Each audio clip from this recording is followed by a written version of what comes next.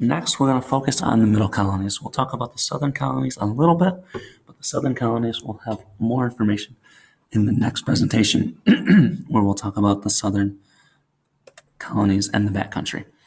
So the main idea of this next part is that the founding of the middle and southern colonies provides settlers with many different economic opportunities. Why it matters now, America is still a place where immigrants seek freedom and economic opportunities. Here are some pictures of typical activities that would occur in the middle and southern colonies during the colonial time period. So the middle colonies. The middle colonies are New York, New Jersey, Pennsylvania, and Delaware. Settlers came to the middle colonies for religious freedom and for rich soil that makes farming profitable.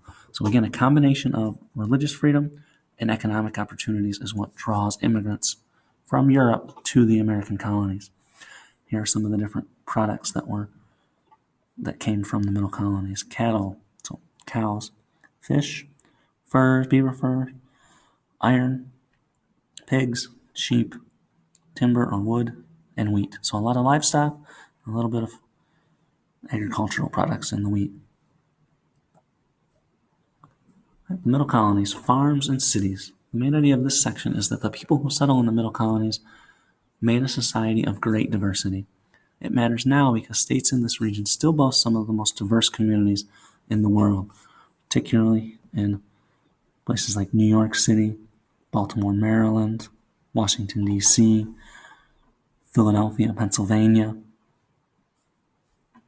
Those are some of the most diverse communities and cities in the world, and many people who live in those cities or moved to those cities originally have also moved to other parts of these what are now states, then colonies.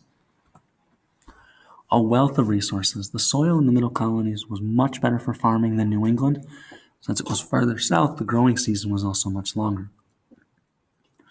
Farmers grew cash crops as opposed to subsistence crops in the middle colonies. They grew crops with a surplus and intending to sell those crops both to the colonies and other colonies and overseas to Europe if the products could last long enough on the voyage over the Atlantic Ocean.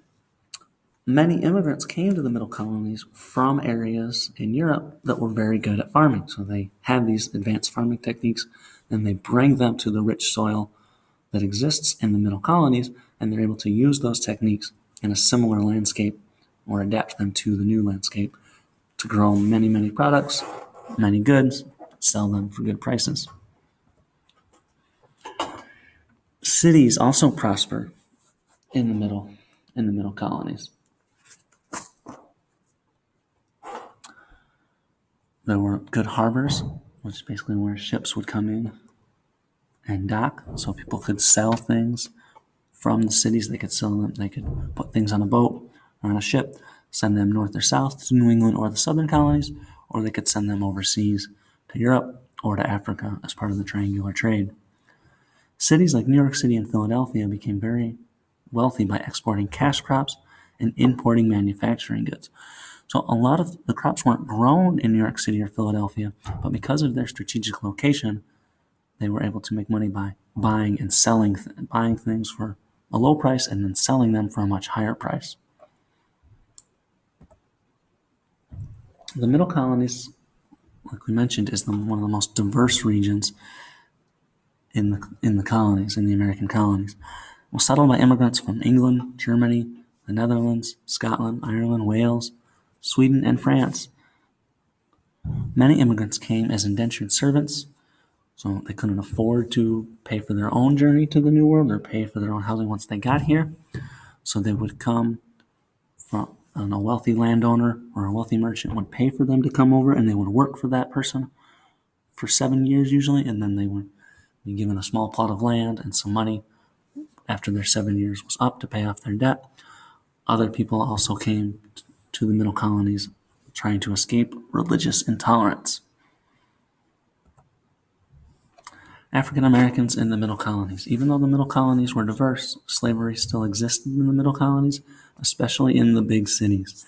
In the more rural parts of the colonies, slavery wasn't as economical, but in big cities, employing slaves would be a very profitable way for them to make large amounts of money. Just like New England, sometimes slaves would be able to buy their freedom, and later, as we get into the Civil War era, a lot of slaves that escape the South do move to the middle colonies and New England, where slavery by the mid 1800s has been outlawed.